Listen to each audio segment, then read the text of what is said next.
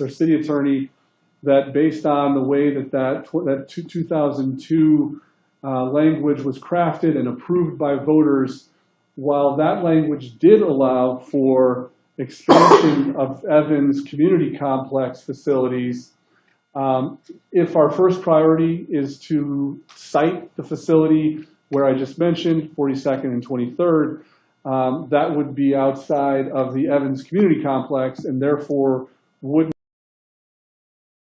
construction of the ballot language as passed by voters. So for that reason, we are recommending that we do take this ballot measure, this ballot question to voters as part of the November 2021 ballot. That is a statewide election, so the Weld County Elections Department will be facilitating running an election, and we're always welcome to coordinate our election with the county. That means that they run it, which is really cost effective and good for us, given all that's involved in operating an election. We do have a preliminary estimate for the election cost to coordinate with Weld County. That's $16,000. They hadn't finalized things yet, but that was an estimate that they could give us. And we also are suggesting $5,000 more just in terms of public education, public outreach information about the election that would be on us to do. See in the staff report that we do have some decisions to make with council's direction tonight. If you do choose to go forward, we would come back to you with a final decision, or you might just give us direction to move forward. We would let the county know that we are interested in having a coordinated election by July 23rd. So you could give us that direction tonight. And then we have an August 24th deadline for signing an IGA for the coordinated election, and then another deadline the first week of September for certifying the ballot content. So that gives you a sense of our next steps and the kind of need to make in the short term here, and then election day is November 2nd. We've had some conversation about, we heard the interest from council earlier this year to move as expeditiously as we can with design, get this going. We know that interest rates are really good now, and we'd like to get this done, financed before they go up. But we also think it's important that we have some sureness to this funding for the location that we want, and we have a little more security on that land before we start design. So we really, with this timeline, we plan to wrap up the land discussion this year and get the, hopefully, funding lined up. And we would then have the goal of starting design first of the year so that we can get that underway and then get that financing locked in and hopefully be in construction in 2023. With that, I'll conclude my remarks. Again, we're just looking for any questions that you had, any comments, and especially any feedback on ballot language. I will mention one more thing. Even in the last few days, we've had some more discussion.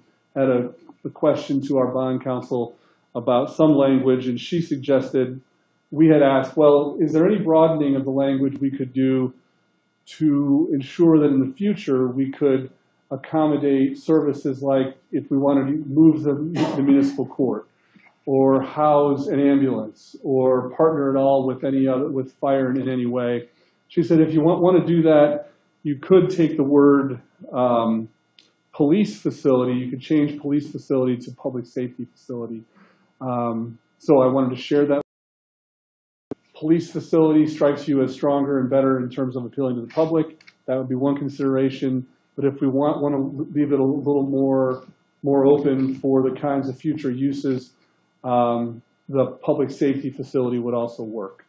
With that, I'll stop talking and certainly entertain any questions. I have a question for you. While I agree, going onto the ballot in November. My question is, do we have a kind of idea of how heavy the ballot's going to be in November? Because what I don't want to run into is what we did in 2016 when we tried to go for this sales tax increase. It was a really heavy ballot. We were at the very end on like 4 pages, whatever, 5 pages, whatever it was. I don't want us to get into that situation again, where we're the very last thing on the ballot. There's already a lot of things on there. People get voter fatigue and it doesn't pass. I wonder if, and I know interest rates are low and we want to get this going as quick as possible, if maybe April during our municipal election in 2022 might be a better way to go. I mean, I'm just curious because I don't want to run into that situation that we did in 2016. If it's a really heavy ballot, no. Right. We don't know yet. I think other jurisdictions, including the state, have similar timelines to the ones that we're looking at. We might have a sense for some of the state measures a little sooner than that, and we could certainly come back to you either in 2 weeks with what we know, or yeah, that would be probably the time after we ask around a little bit more. But I don't know that we're going to have a sense of how much in that much time. But that's a good question for council. It's an odd year, right? There's no Congress, there's no president, Right. so I can't imagine it's going to be a big ballot. It could be a good time. Right, and that's why I was just kind of curious, because I mean, I know we have the sheriff, we have some other stuff going on, but I just, right.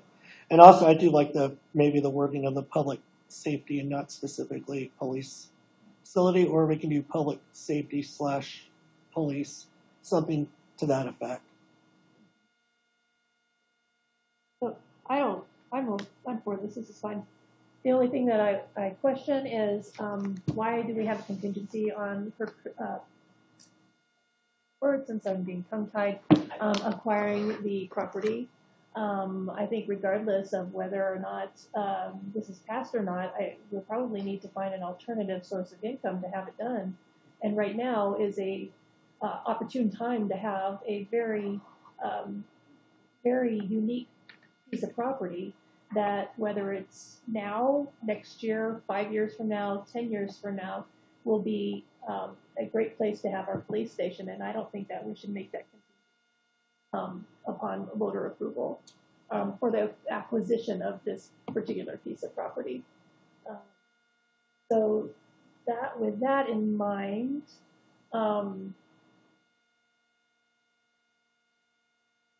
I think that we should still look into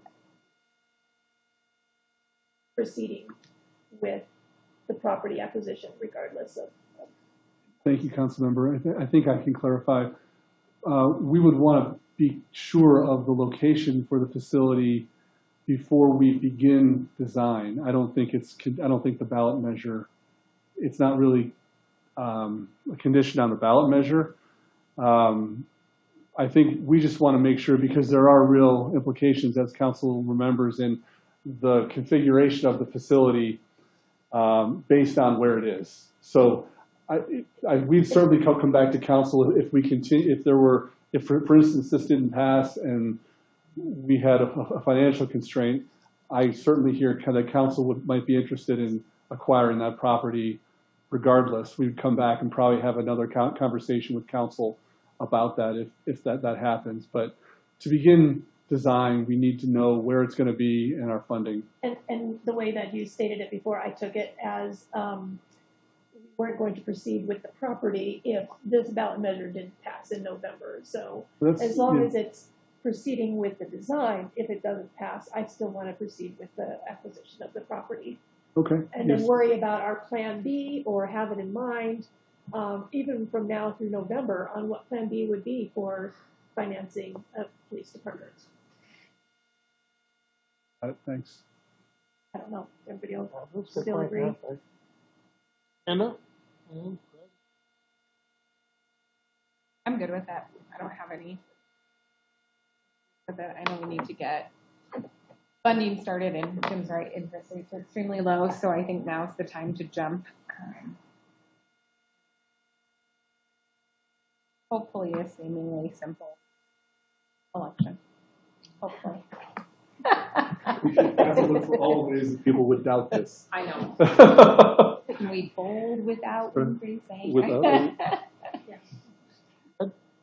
Well, I definitely think we should change it to public safety, because part of the problem with the original ordinance was it was a little bit, the language was a little bit too restrictive, although I thought that perhaps, when I spoke with you, Mayor, that there was some flexibility in it, but obviously Scott and the bond attorney are more knowledgeable than I am about that kind of stuff, and they say we need to go ahead and spend the money for the election, so done again.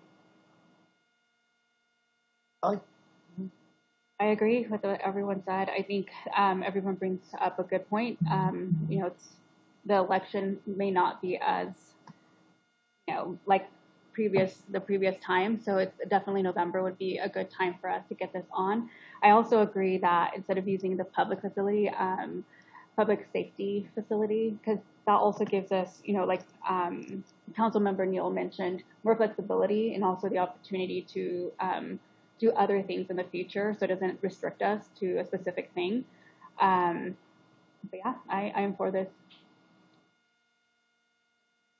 My only worry with using public safety facility, if I were reading it and I wasn't involved in this, I would have no clue what y'all are talking about. I'd be like, what are they talking about? Security? Are they talking about ambulances? What are they talking about? So, but my worry is because I work with people every day, and you can have it in the most simple form of black and white, and they still go, what do you mean by that? And so I'm not opposed to that verbiage, but like Mark said, maybe put a slash mark, police, whatnot, so that they understand that's the direction. And yes, we can use it for other, but our main direction is police. Because if you keep it vague, how much time are we going to spend on educating people that a public safety facility is actually a police station? That's what we're going to have to run into, is explaining to people, well, it's this. It's mostly, and I think we would spend more time educating people on what it is versus the other. But again, I'm not completely opposed to it. I just, That was going to be my one comment too. I am for it saying police station.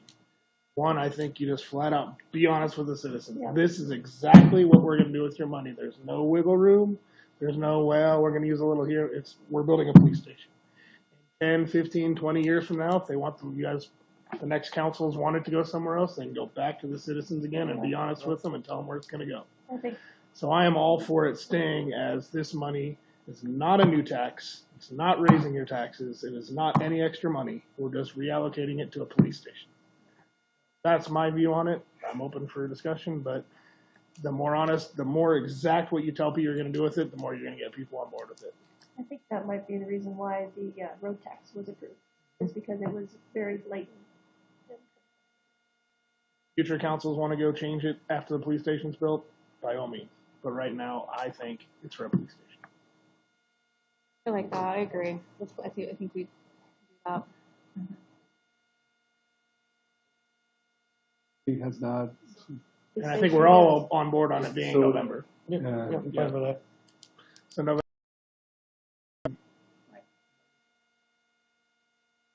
I think we always, are very for future, looking, which is good. But sometimes certain things, we need to tackle the things at hand, and next council can do what they have to do at that moment. So I agree with that. Else, Jim, do you have any other answers you need for that? Nope. I hear your direction, and that's where we'll go. Awesome. Next item is Da Vinci Park and 37th Street right-of-way landscaping design and construction. Thank you, Mayor. As Scott is joining me, these are two, I think, neat projects in our CIP for this year. Both of them are budgeted. A little different take. This park has a design for it. We want to share that with you, but I also want to point out, we've talked for some time about beautification, doing something else with some of our 37th Street right-of-way that's very difficult to maintain. No one, I think, thinks it looks good. It's some of the grasses, especially where Scott's going to talk about some of the very sloped areas that have been even more difficult to maintain. But we had in this year's budget a project that I'll call kind of a pilot project where we can try some different kinds of landscaping, and we want to share that with you so that you're not surprised when you see it, hear any feedback that you might have. But the goal is to deliver something that looks really nice and can be maintained much more easily. And something that, if we all like it in a year, we can apply this sort of look to some other areas in town. So that's really the purpose of the work session, is just to share this idea and get your feedback. So over to Scott. Mayor, members of council. Like Jim said, we've got a couple exciting design and construction projects coming up for landscaping. The first one of those being Da Vinci Park. Working? Oh, there we go. So Da Vinci Park is the last of the three. We have about 3 1-acre parcels there in the Tuscany neighborhood. We developed Dante and Renaissance both around the 2011 timeframe. Da Vinci was left undeveloped just because that whole back end of the subdivision, no one lived there. It didn't make sense at the time. Times have now changed. We've got houses pretty much throughout the entire neighborhood, so now it's time to come back in and build them the third of their 3 neighborhood parks there. We put this out to bid, these design projects, put them out to bid, competitive bid process, and Confluence Design was the successful bidder, and they came up with a couple different alternatives for us. The first being the Knoll, and then the second being the Da Vinci. Staff reviewed both of these designs in-house, and then we also put out a survey online through SurveyMonkey, and got results from that, and then also held a public meeting out at this Da Vinci Park site. The kind of the notable things, we'll go back to the Knoll. We looked at both of this needing to be a passive park, not going to be a soccer field, not going to be a baseball field, no kind of programmed activity. It just this site doesn't lend to that. It's in a neighborhood, it's all on-street parking. If we put a parking lot in there, we really don't have a park after that. So very passive in nature of activity for the kids in the neighborhood. So as you can see on the bottom there, we have a little scooter track there. It'll also have 3 separate picnic areas there. And the scooter track will still have either an adjacent walkway so that parents can walk alongside the kids while they're on the scooter track, or if you don't have kids with you at all, you can bypass that part of it and still take a walk through the park. For the Da Vinci, themed off of the Da Vinci spirals, extremely passive in nature, more of just a spot to hang out and have a picnic or hang out and read a book in the park. Did have some stone terraces there, and then a wooden area that would be built for like stargazing. There are 2 of them there side by side. Gives you a good look. It's really, they're both very passive, like I said. So the results of the survey were overwhelmingly for the Knoll design. I believe it was 60% for the Knoll, and then another 20% that said they didn't have an opinion either way. They liked both designs pretty much the same. In the comments in the public meeting, it was hands down the Knoll design. They really liked that idea. A lot of the people that came out to the public meeting that live right there in the areas across the street or maybe a block or 2 away, all had small kids, loved the idea of the scooter track, but then also somewhere that they could come have a picnic on a Sunday afternoon or something like that.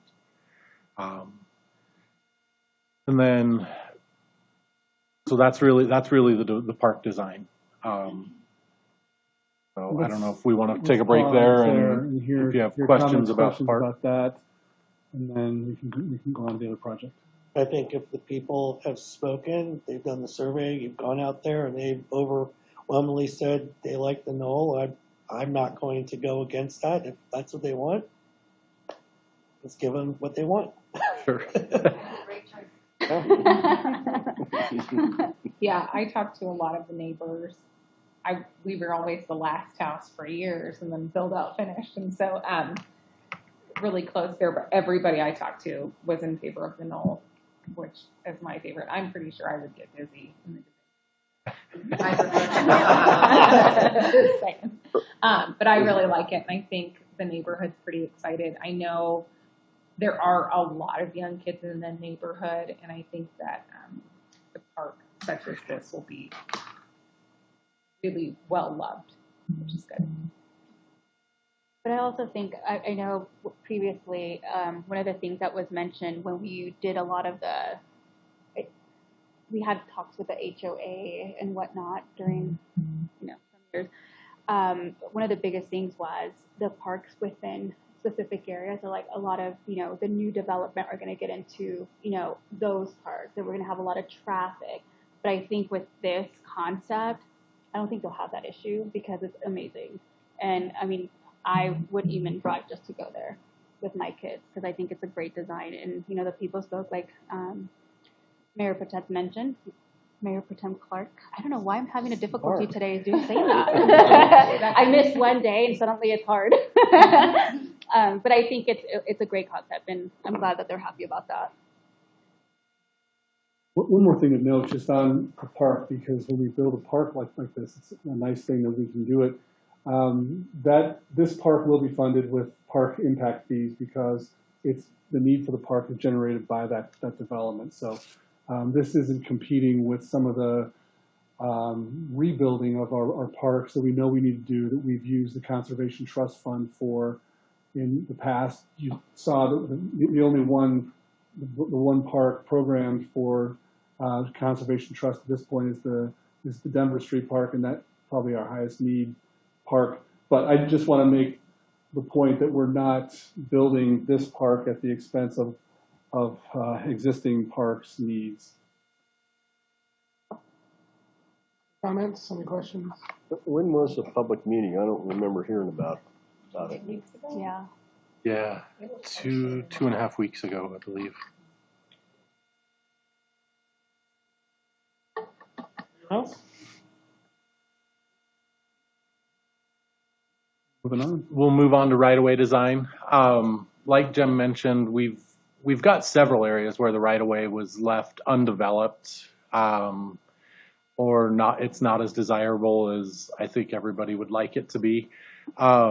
For the focus of the pilot program, the design will take place. We'll have a pretty good design for all of the areas in the pinkish purple color, as well as the blue and orange, but we'd like to just focus on construction of the blue and the orange.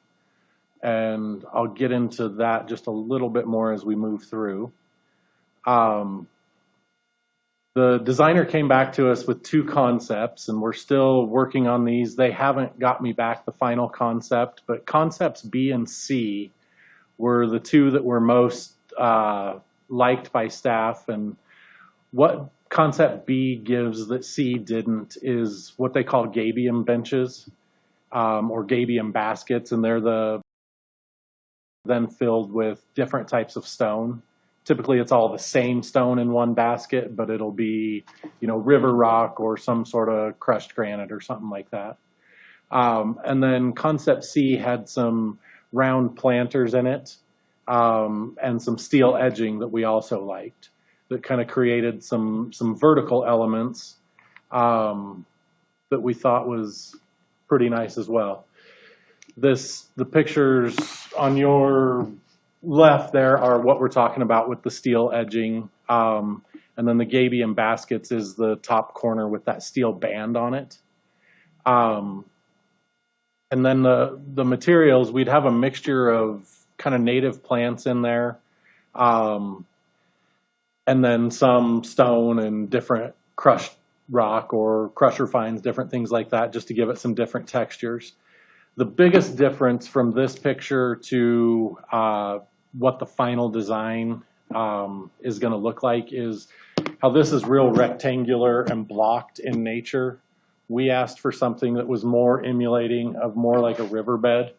The city's logo has the river in it. It seems most everything we do with Evans somehow incorporates the river, and we talk a lot about the river. So we wanted to bring that into it as well, rather than have these different chunks of just rock or, you know, plantings and shrubs and things like that. So that's the one big difference in the look, but the materials will all be the same. And then, like I said, we're gonna build what we're shooting for in the design is 37th Street being a major corridor should obviously have the most design, the most landscape to it. As you get off on the side streets, still can have some design and some landscape to it, but it should be a little bit less, you know, more of a hierarchy of design of the bigger, more important streets are just done just that much more, where the side streets are just a little bit less. So Mountain View there, which is in the orange, would be an example of that little bit less, where 37th Street would be the higher, more prominent design and filled out landscape. For practical reference, I will mention that this design was bid out. Confluence Landscaping is a business. There's another business owned by Dennis Rubba, who did the Best Way to Store. So some of this would be influenced if you think of kind of how they've done the front there. We won't have concrete colors, and they won't look the same. But I think that use of rock and native plants and flowers, which I know are still to grow out on his property, is admittedly one of the, you know, influences. So, anything else, Scott? I think that's all I have. I'd be happy to answer questions. Questions? Comments? Questions or comments on this item? Right, I have a couple. The area west of 17th on 37th, isn't that county property? Area west. The street right away is ours. Okay. I just wanted to make sure. Yeah, it butts up to county property, but that right of way along there is actually ours. When there's actually even a couple of it is parceled out in Weld County that we own the parcel. Okay. And then with the metal edging, Uh-huh. I just think it might be a little sharp for people, and if you have kids walking around, they step on it and cut themselves, or they fall and slice their forehead open or something. That pictures you have where it's just kind of square. And then right above it is the tree that's encased in cement. Ledging on the left side. That's a little hazardous looking, but right above it was a tree that was encased in cement. And hopefully trees will grow. Well, there's some trees that don't grow. But if this tree gets watered and it grows, and I know this for a fact, that the roots sometimes push the concrete up, make it uneven and break it. And also, if the trunk grows, then you're right back into going out there and chiseling out a new tree ring for it. So Nice. I guess I would encourage us to stay away from putting down something that we're going to have to rip up and replace.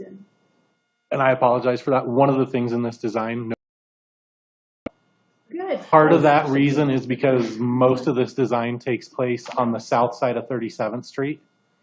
And that just casts a shadow on 37th Street all winter long and creates ice issues for us. Yeah. So there won't be any trees in this design. It'll all be shorter, low-growing Maybe some shrubs and planters and that grasses. sort of- Yeah, some raised planters, but not any big trees that are going to grow up. We already have the tree islands down the center, and Enough. that's plenty. Oh my God. Fort Collins has some really nice planters, huge planters. For example, like on Mulberry. And the staff goes through and just once a day with their little water truck just waters them down. And by right now, they look absolutely gorgeous. So planters would be phenomenal. Other comments or questions? I also agree. I like the planters. I think of the vertical aspect of it will bring some interest. I think because we don't have anything kind of like that in our city. And also brings a design feature to the city and if anything kind of like the best way to store, his kind of design, I really like that because it's very minimalist, very, water conscious, and also it's just very clean and easy to maintain. And I really enjoy that. But again, the vertical planters, like they're raised, I really like that. I think that will look great. Are you opposed to like the some of the steel edging they do? They actually do what they call a rolled top, where they bend the edge over, so then it's not sharp. You have a rounded edge on the top. Are you opposed to the look, or are you wanting more like the pot style, the big? I can't remember what they call those. Like sphere, kind of like half sphere. Right. Mm-hmm. Is that more what you're both thinking, or are you okay with like the rounded steel? Talking about planters in the center, or yeah, the one on planters. the left? No, I'm talking about the one in the center. Like those. Oh, well, yeah, those are kind of neat. I think she was thinking about the edging, like if Yeah, I kids was were to thinking strip about the it. edging on the left side. Like, Okay, yeah, okay. yeah. Tall, raised, Sure. sharp. Because I mean, I hope a child's not like trying to get on our planters. Right. I mean, granted they do anyways, but. I don't like the metal edging either. Shorter. I think my thought would be, if a car hit it, what would survive the best? I mean, that's what I always think of with medians. That sounds horrible, but honestly, chances are a car is going to hit one of them. So is that just going to crumble, or is there some? So I'm looking for functional and durable, right? And easy to replace. Yeah. Cost effective. I know that sounds horrible, but The metal I see cost for medians a lot. So. I mean, we're always going to hit something, you know. But I do really like the design. I like the use of different materials. I think that looks really great. I do like the rock bench wall thing. Yeah, it's really great. Entertain you? I think you can get like chamfered edges on like of them being like straight up. They roll They some roll of them. that steel, so we'll look and see what's available. Well, Allie stole my thunder a little bit, but I'm very pleased to hear that the architect from Best Way to Store is involved in this, because I think he does excellent design work, and I look forward to seeing what he comes up with as a final design. What else? Great Thank you. Good job. Thank you. Good job.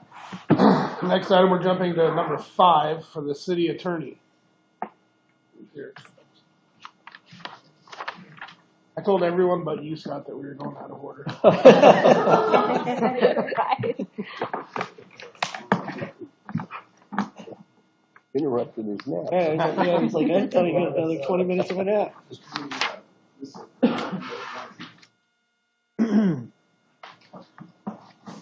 All right.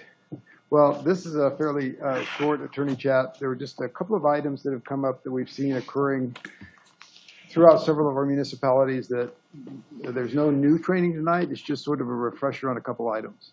One of those items is CORA requests that we're seeing. As I think you will all recall, CORA, the Colorado Open Records Act, provides that all public records are available for public inspection at all reasonable times. And the courts have defined what constitutes a public record very broadly. So, the city for lots of things, and we're seeing more and more of that happening. In particular, what we're seeing are requests by either disgruntled applicants, where they filed an application and the town or the city has said no to them, and so they send a court request saying, well, send me copies of all the applications that you've denied for the last 10 years. Or we're seeing things where you just have citizens that, either in the interest of transparency or for whatever reason, they just want to see if they can kind of bind something on the city. So they're sending equally broad core requests. Sometimes it feels like they're just kind of trying to make the city's life a little bit more difficult. The impact of core requests is on the city is sort of in several places. Primarily, it's an impact on your city clerk because she's the custodian of the records, and that's what a core request is. You can't ask the city to create any documents. All you can ask them to do is produce existing documents. And your city clerk is the holder of all those documents, so she gets stuck with the responsibility of responding. It's a very time-sensitive thing. You have 3 days to respond to a core request. Under exceptional circumstances, you can get up to 7 days. But, you know, if you think of all the things that your city clerk's doing and then all of a sudden she has a core request that's going to eat up the next 3 days, that puts everything else on hold. So it's a big impact on your city clerk. The way that these requests are coming in, it's also an impact on your IT department, because what people are doing is they're saying, you know, I want all of the documents, all the correspondence that relate to Project X. So then what happens is either the clerk or the attorney talk to whoever the requester is, and they try and agree on search terms. So you can do just an electronic search of all the city's files and all of those things. A lot of back and forth, a lot of time with IT department perfecting those search terms and then performing the search, which often ties up a lot of your system's time as well. There's also a cost involved to the city. Specifically, the first hour of city time is free to whoever asks for it. After that, they can be reimbursed for city time up to $35 an hour, which does not cover most, you know, of what you're paying your staff or your IT or your attorney. But that's not primarily why I want to talk to you about Cora. The main reason is because since these requests are so broad, they are now getting into, we want to see the correspondence from all council members about X. And we've even seen some more recently saying, we had one in one of our other towns, not in Evans, saying, we want to see all of this particular trustee's correspondence about this development. So what that means is that doesn't limit it to just stuff that's on the city system. But usually the town clerk or the city clerk has to go ahead and contact that trustee and say, we need to know if there's anything on your personal email where you talked about this piece of city business, or if there's anything, if you sent or received texts about it. And so they're probing more and more into your personal devices. So I think the real message is try to limit all your city business to just your city email so that we can just, you know, trouble the IT department here and we don't have to trouble you and start searching through your phones and your computers. And be careful of content. You know, Cora is so broad that if it relates to a particular project and you say something offhand about, that doesn't seem like that one makes any sense, you know, you have to always think in terms of how's that going to read on the front page of the paper. So just a general reminder, because even today, as recently as today, almost every municipality in the state got a request from Channel 9 under Cora for all of the police settlements for the last 2 years. Massive undertaking, but whether it's the newspaper or just a citizen, whoever it is, we're seeing more and more core requests. So whatever you can do to make sure your life's simpler when, because it's not a matter of if, but when Evans gets some of those requests. So that's the first reminder. The second reminder has to do with, and that we're seeing is the relationship between city council and staff. And this is particularly important for Evans because Evans, you know, all of the cities and towns that we represent now use a city council manager form of government. But yours is even more almost sanctified because it appears right in your charter that you guys, when you created the city, adopted this council manager form of government that's very specific. The role of city council is to formulate policy. The role of the manager is to implement and administer that policy. And it's very important that you keep those two roles distinct. City council, for that reason, you only appoint 3 people. You appoint the city judge, you appoint me as the city attorney, and you appoint Jim as the city manager. Everybody else in the city is a subordinate of your city manager and works under your city manager. So if you think about it, it's all just a funnel of any issues that you have going both directions. If it's something that's coming from staff that gets up to you, it goes through the city manager. Is it something, it's a concern you have that you want to get down to staff, it goes through the city manager. And that's really important to keep in mind, so much so that your charter says, except for purpose of inquiry, council and its members shall deal with the administrative services solely through the city manager. And neither the council nor any member thereof shall give orders to any of the subordinates of the city manager. So you then, after adopting it, when I say you, I mean your predecessors, obviously. In addition to your charter in 2000, for council members, and there's a specific section in there again on code of conduct for elected officials, council conduct with city staff, and it reiterates that governance of a city relies on the cooperative efforts of elected officials who set policy and city staff who implement and administer the council's policies. So there again, it's saying the same thing. You know, for example, and I'll pick on Scott since he's here. If you see Scott and his crew out cutting the lawns and you think that it's either too long or too short, don't approach the person that's cutting the lawns, talk to Jim.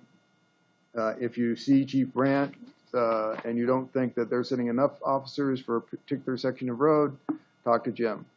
But the area where it's probably most important is with land use applications, because it's not just a matter of what's in your charter, but there's also due process considerations.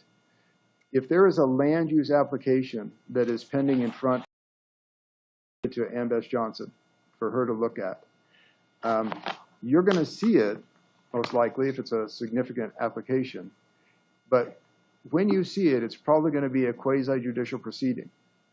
So if you recall, when it's a quasi-judicial proceeding, you're to consider only from two sources, whatever's in the packet of information you receive and what's presented during the public hearing. If your decision is based on anything outside of those two things, it's improper. So if you've been talking to staff, and you know it's a normal inclination, if you see or hear about an application, you think it's a good idea, you may want to go talk to staff to see more about it, say I think it's a good idea, I think it's not. Please avoid that, because then when it does come in front of you in a quasi-judicial proceeding, you can say, you know, I don't know anything about this.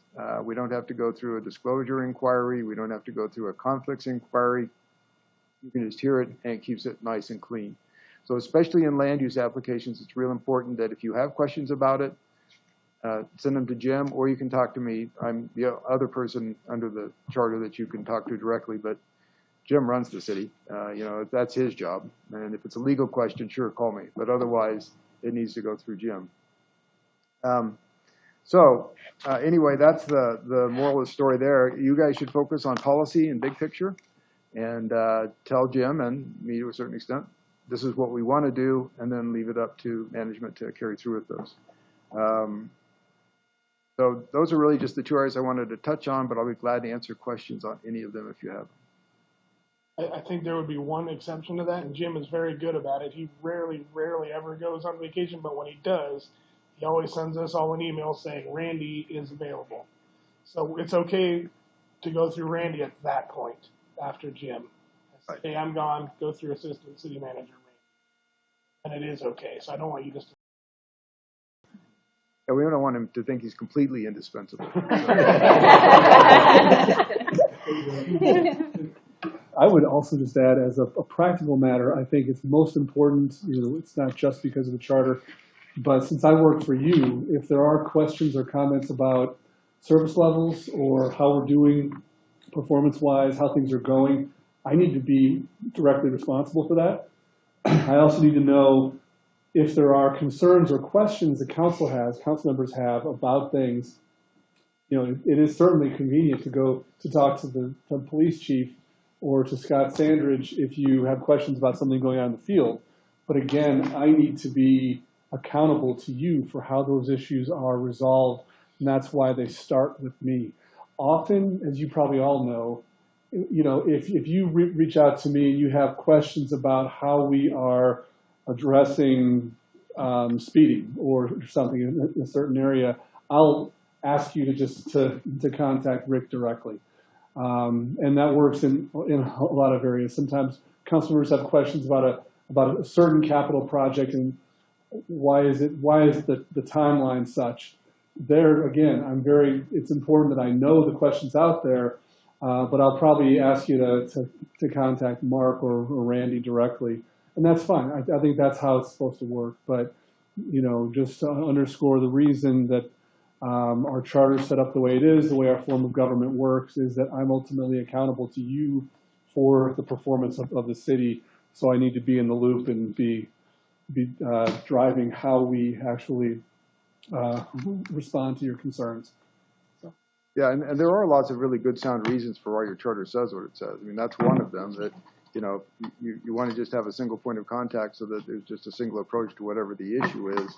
The other reason that's often cited is if the all-powerful mayor shows up and says, you're not mowing that properly, then the guy's going to start mowing it the way the mayor said instead of the way it should be done. So that gets confusing when you get different directions. So there are lots of good sound policy reasons behind that approach. And Jim mentions the one that as the manager, he needs to know there needs to be consistency, but there are lots of other good policy reasons to support as well. So any other questions on either Cora or on the city staff, city manager issues? All right. And next time I have an attorney chat, we'll learn something new rather than just review what we've done. I have a question actually. How much time is our spending on Cora, like gathering documents for the? So far, you've been, I'll ask her directly in a second, but so far you've been pretty light on them. But starting with this Channel 9 news request that just came out today and going forward, it's so easy to make the request that as more and more people find out how easy it is and how broad it can be, I think you're going to see more and more of them. But I don't know, Julie, have you had? I have not received the Channel 9 news request yet. Okay. But we have been averaging probably about one a week. So it's been light. As I say, she's got 3 days anytime it comes in. So it's sort of like, okay, Right. what do I do? So, All hands. yeah. Other questions? What else? All right. Scott. Thank you. Jim, can you do that in 10 minutes? I can. I'll try to do it in 5 to leave a little time for your. Get a 5-minute 2021 work plan update from Jim. Thank you. So, seeing that we are at mid-year or slightly beyond, I always like to come to you in the middle of the year with an update on the work plan that we set when the year started. These goals have not changed unless they've been informed by council direction. But I think it's important that you know the status of them, and you ask questions if there are things that you want changed, something large added, something taken away. This is certainly a good time to mention that. We do have, there are 54 deliverables citywide in the work plan. That's really the tip of the iceberg in terms of what your city is doing. These are the ones that are kind of council visibility and, I'd say significant projects that we're trying to accomplish during the year. I'm going to hit some of the high points, but for your sake and the public, these are in your packet. So you can certainly follow up with me or ask questions on anything. Some of the high points here that we're engrossed in accomplishing are the large infrastructure projects, specifically avenue widening construction. Also the 37th Street widening right-of-way acquisition for the portion that we're going to build next year, and also the 37th Street widening design from 35th Avenue West. The transportation master plan, which is on track and completion by the end of the year. Feasibility of water treatment partnership with Central Weld County Water District. That is in the works as part of the utility feasibility study that we're doing for utility service south of the river. Those are also still underway and on track to be completed by the end of the year. To initiate annexation of kind of the highest priority parcels in our urban growth area. We're planning a work session for you at your next meeting to update you on our efforts in that regard. At your last work session, you gave some direction regarding the rate studies to be completed this year, given kind of the cost benefit of spending money on them now, or when some of the master planning is completed. You'll see that the wastewater plan and the police impact fee are still our highest priorities in those rate studies for this year, and they're on track to be completed. I'll skip down. One of our largest, of course, is advanced our next phase of wastewater treatment expansion planning. You'll hear a lot more about that in the next couple of meetings. Also, a study we've committed to determine the feasibility of retrofitting existing residential neighborhoods with non-potable irrigation infrastructure. That's underway and will be completed. I'll jump around a little bit. Work in the industrial zone to drive improvements of some of those properties while also allowing for expansion of business. The police facility planning was one of our big goals, and we should be meeting that goal for this year in the next couple months. Jumping down further, we're so pleased that we have the Tuscany non-pot system up and working. Tract O open space and the Arrowhead open space, we are still working to get grant funding, but we'd really like to be able to finish out those areas with some other passive kind of walking area and finish those off for residents. We talk about emerging from the pandemic with robust recreation programming. That has certainly taken place. Establishing better routine communication tools for our business community. That's in the works. Both of our ERA, our urban renewal project sites, having a development agreement for one and a concept and partner in place for the other. Those are still on track. And website redesign is in the works now. We wanted to get through the first half of the year, see if we can afford it. We do have some money in the budget to overhaul the website. Finally, I'll mention that as you saw in some of the one-time budget items, we have completed biennial or this year's IT security audit and training. We've actually found some really great resources with the Department of Homeland Security, who's doing work for agencies like ours to test and vet our systems. That's really good. Establishing redundancy on our servers in another location so that in the event of an emergency, we are still operating in the council chambers from an AV standpoint. You'll be seeing some of that soon. 5 minutes, Mayor. That's a survey of your goals for me for this year. Be glad to hear any questions or take any direction. Questions or comments for Jim on those? Well, according to this, all those were 2019. It does say that. You caught it. Yeah, I saw that too. I changed the header, but I didn't change the Jim chart. had 2 years. I admit I used my same format. I didn't change it. Other comments or questions for Jim? Great job. Good. Hearing none, anyone got anything for council discussion? So we had our MPO meeting last week, and Weld County is going to be pushing back against the state and the federal government. The federal government wants to come in and put the entire Weld County under the ozone attainment. So we're supposedly, our numbers are a lot lower than Larimer County, and they're using this information from 2018. Well, Weld County's went out and put out sensors around this, 2 additional sensors, so there's 3, and most of the county is actually very, very low. It's not even close to where it should be putting that, but the state wants us to come in, and if they do that and they don't give us an extension, that triggers a lot of things that the county needs to do in order to find out how to bring air quality under control, and puts a lot of restrictions on stuff and what they can and cannot do, and ways to make that come into compliance. So just wanted to give you an update on that. We were talking about calls for projects coming up soon, so we'll have to get together and formulate, see where there's some opportunities for us going forward for the call for projects coming up soon. So When is that?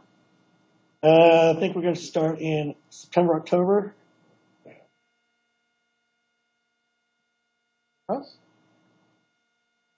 Real quick, I want to thank involved with getting patch or whatever was done over there off 37th and 65th. That is so much better. So thank you all.